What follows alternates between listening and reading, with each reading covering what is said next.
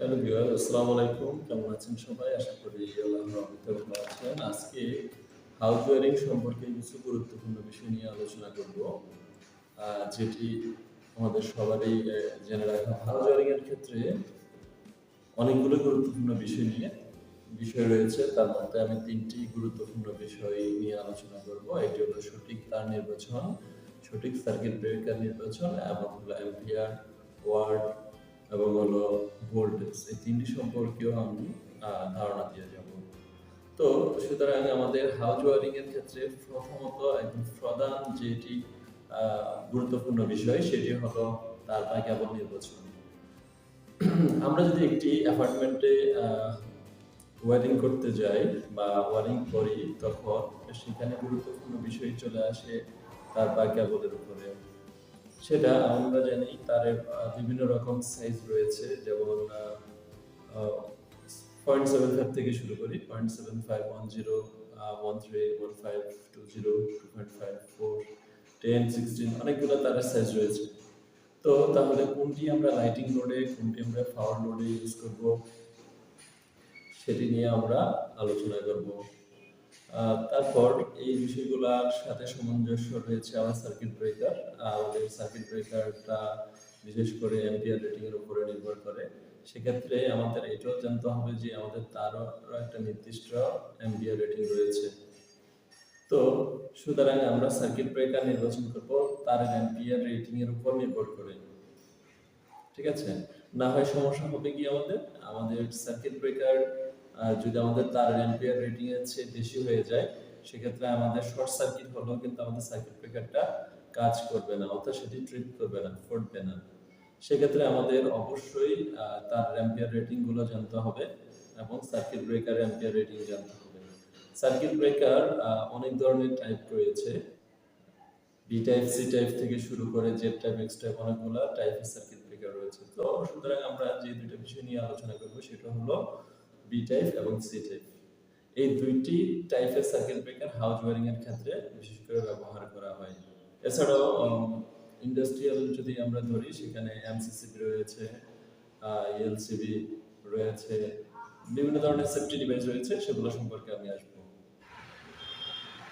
আমাদের তার নির্বাচনের ক্ষেত্রে আমাদের তারের কিছু অ্যাম্পিয়ার রেটিং থাকে, সেই অ্যাম্পিয়ার রেটিংগুলো আমাদের প্রথমত জানতে হবে। তো সেক্ষেত্রে আমাদের যে তারগুলো রয়েছে, যে তারগুলো দিয়ে আমরা আউট ওয়ারিং করি, তো বিশেষ ক্ষেত্রে আমরা কিছু কিছু বাসা ওয়ারিং ক্ষেত্রে আমরা 10 তার ইউজ করি, কিছু কিছু ক্ষেত্রে আমরা 1.5 ইউজ করি। কেন তারের এই তারতম্য, এই অ্যাম্পিয়ার রেটিং এর তারতম্য? সেটি হলো আমার লোডের উপরে ডিপেন্ড করবে। লোড বলতে আমরা কি বুঝি? আমরা একটি রুমে কত ওয়ার্ডে ব্যবহার করব। অর্থাৎ কত ওয়াট বলতে আমরা যদি একটি ফ্যান ইউজ করি, 3-4টি লাইট ইউজ করি, তাহলে আমরা সর্বোচ্চ একটা লাইটকে 20 ওয়াট ধরে, তারপরে একটি ফ্যানকে 80 বা 85 ওয়াট ধরে, একটি পাওয়ার সাপ্লাই 1200 ওয়াট ধরে, সেরকম যদি আমরা হিসেব করে, তাহলে সেই হিসাব করে ওয়াটকে আমরা ভোল্টেজ এবং পাওয়ার ফ্যাক্টর দ্বারা ভাগ করে আমরা মূলত অ্যাম্পিয়ার রেটিংটা পাই। সুতরাং 1.0 তার অ্যাম্পিয়ার রেটিং যদি 13 হয়, তাহলে ওই ঘরের লোড যদি সবগুলো যোগ করলে যদি 13-র নিচে হয়, তাহলে আমরা ওই রুমে 1.0 আর তার দিয়ে ওয়ারিং করতে পারি। সেক্ষেত্রে আমার সার্কিট ব্রেকার গুরুত্বপূর্ণ বিষয় এখানে। আমার তারের অ্যাম্পিয়ার রেটিং যদি হয় 13, তাহলে আমার ওখানে সার্কিট ব্রেকারটা হবে 6 অথবা 10 ইউজও করা যাবে। সেক্ষেত্রে 10 ইউজ না করে 6 ইউজ করাটাই বেটার, ওটা খুব দ্রুত ট্রিপ করবে। আরেকটা বিষয় হলো, যদি আমরা কনসিল কন্ডুইট ওয়ারিংটা করি, সেক্ষেত্রে আমরা যে তারগুলা ব্যবহার করি, সেই ক্ষেত্রে যেহেতু এটি কনসিল কন্ডুইট, সেখানে বাতাস প্রবেশ করতে পারে না ভিতরে, যার কারণে কিছু পরিমাণ কারেন্ট ওখানে লস হয় বা ড্রপ হয়। যদি একটা 1.5 বা 3 ধরে 1.5 একটি তারের অ্যাম্পিয়ার রেটিং যদি হয় সেখানে 18, তাহলে ওখানে 3 অ্যাম্পিয়ারের মতো অ্যাম্পিয়ার কমে যাবে কনসিলের ক্ষেত্রে। তো সেক্ষেত্রে আমাদের অ্যাম্পিয়ার রেটিংটা সেভাবে ধরতে হবে। যদি আমাদের ওখানে 16 অ্যাম্পিয়ার হয় তাহলে আমাদের সার্কিট ব্রেকার ওখানে আমরা 10 ইউজ করতে পারবো, চাইলে 16 ইউজ করতে পারবো। অর্থাৎ 10 ইউজ করাটাই সেখানে বেটার হবে। আবার 10 ইউজ করবো আমার ওই রুমের লোড কতটুকু আছে সেটার উপর ডিপেন্ড করবে, ডিপেন্ড করে আমার তার হবে। মনে রাখতে হবে আমার তারের অ্যাম্পিয়ার রেটিং যত হবে তার চেয়ে একটু কম হবে আমাদের সার্কিট ব্রেকারের অ্যাম্পিয়ার রেটিং।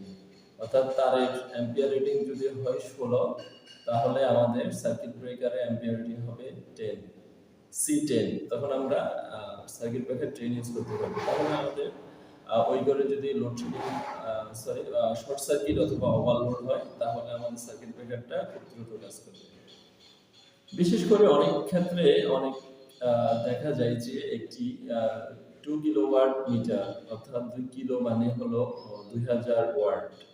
2000 ওয়াটে অনেক সময় দেখা যায় বিভিন্ন জায়গায় যে 32 অ্যাম্পিয়ার বা 40 বা 63 অ্যাম্পিয়ার সার্কিট ব্রেকার লাগানো থাকে। আসলে এই সার্কিট ব্রেকারগুলা দেয়া না দেওয়া সমান বলে মনে করি আমি। কারণ হলো আমার 2 কিলোওয়াট, আমার এই 2 কিলোওয়াট থেকে দিয়ে যদি আমরা পাওয়ার ফ্যাক্টর এবং আমাদের ভোল্টেজ 220 দ্বারা ভাগ করে তখন আমরা যে ভোল্টেজটা পাবো, যে অ্যাম্পিয়ারটা পাবো সেই অ্যাম্পিয়ার হবে 10.1 বা সামথিং।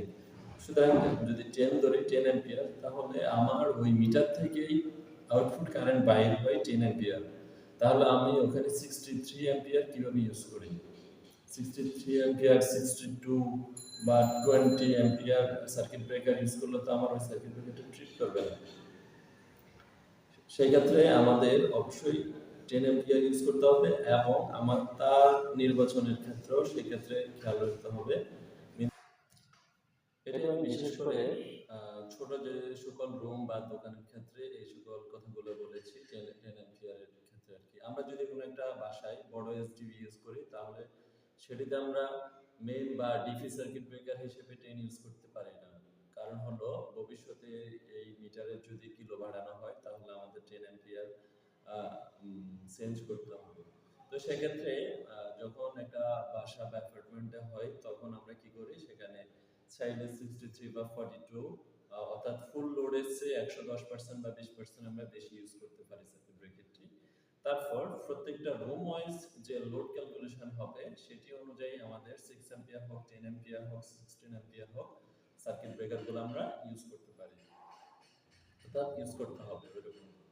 অবশ্যই মনে রাখতে হবে আমাদের সার্কিট ব্রেকারগুলো এবং আমাদের তারের যে সাইজগুলো তার সাথে সামঞ্জস্য রেখে আমাদের এই সার্কিট ব্রেকারগুলো নির্বাচন করতে হবে। প্রত্যেকটা রুমে এসপি সার্কিট ব্রেকার অর্থাৎ সিঙ্গেল পোল সার্কিট ব্রেকার যেগুলো এমসিবি বলে আমরা, মিনিয়েচার সার্কিট ব্রেকার, সেগুলো ইউজ করতে হয়।